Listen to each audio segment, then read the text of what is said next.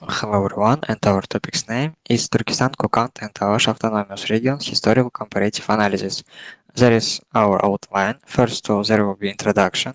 Second of all, I will tell you about Turkestan autonomy. Third one, how can you see there, is about Avash autonomy, and then I will tell you about first topic, historical and comparative analysis, and fifth one, historical significance and conclusion of autonomous. So, introduction. When Kazakhstan was under Russia, there were difficult times, but despite these obstacles, our Kazakh intellectuals won against injustice and did great things for our independence. Autonomies such as Turks' autonomy and Dalash autonomies were created. Their labels were not in vain, and every citizen, of course, thanks everyone who was in this autonomous Kokand autonomy, also known in the literature as Turkestan autonomy, is self-proclaimed territorial entity that existed in the period from November 28, 1917 to February 22, 1918 on the source of modern Uzbekistan, Kazakhstan, and Kyrgyzstan, and at that time on the territories of the Semirecheng, Sirdarya, and Fergana regions of the Turkestan Governorate General of the Russian Empire. From the right corner, you can see the flag of Turkestan autonomy. A decision was made to establish the autonomy of Turkestan, whose center was Kokand. The first leader was Muhammadjan Shakitabayev, then Mustafa Shokai. The purpose of the creation of autonomy was to establish the right of the self-government in the territory of Turkestan. Once Mustafa Shokai said that Russia and Turkey would experience a potter of the Bolsheviks to decide their destiny by themselves. In January 1918, in response to the ultimatum, Shokai refused to recognize the power of Soviets to eliminate the Turkestan autonomy. 11 clones whose troops and artillery under the command of Konstantin Nasipov arrived from Moscow to Tashkent. Thus, the Turkestan autonomy was liquidated by the Bolsheviks in just 3 months after its creation. It was replaced by Soviet Turkestan. Another main event in whole Kazakh history was the creation of Alash autonomy. Alash autonomy is a self-proclaimed Kazakh state entity under administration of the Provisional People's Council of Alаш-Orda, which existed during the Civil War. In 1918, from December 5th to the December 13th in Orenburg was held the second All-Kazakh Congress, where all Kazakh intellectuals participated in. These intellectuals were Alikhan Bokikhanov, Ahmet Bайтұрсынов, Muhammadjan Tынышбай, Мырзақып Дулатұлы, Мағжан Жұмабай, Шәкәрім Құдайбердіұлы, Sultan Mahmud Порағыров, Alimkhan Yermek, and many other intellectuals who had a huge influence in the creation of Alаш-Orda.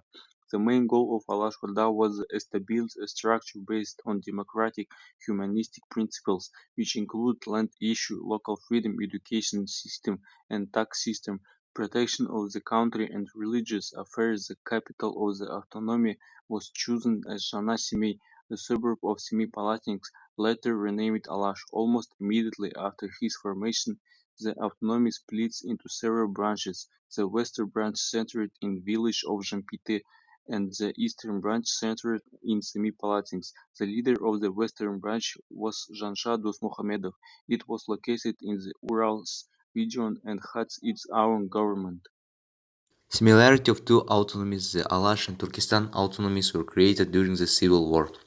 The Civil War greatly weak against the Russian Empire, and is one of the most profitable times. The main common of goals of the autonomies for the self-government of the Kazakh.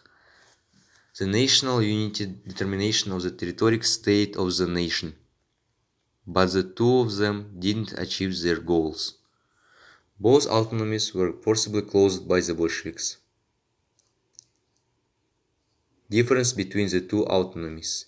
Alash autonomy goal to create effective locals of government and to resist the penetration of the ideas of communism into the region and the most developing system of government was supported by the Alash autonomy. For this reason, Kazakhs could not unite with the Central Asian status.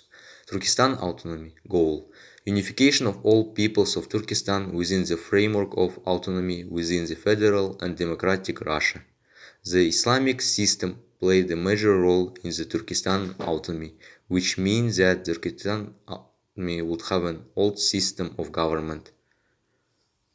Alikhan Bukikhanov of the autonomy of Turkestan. It's impossible to unite as Central Asia.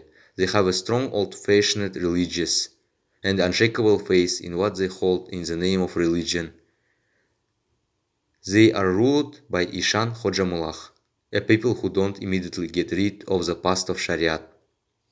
The peasant type, in addition to us, is inferior to us in the way of culture. Main reasons for the closure. First, two autonomous didn't have a common idea of preserving the integrity of the Kazakh land. Second, the parallel of the creation of the autonomous also had a great impact that is it led to emergence of the two different ideas in the Kazakh steppe. Third, a number of other factors influencing the closure of Turkestan autonomy, the empire's failure to organize autonomy, and the lack of protective power against the empire army.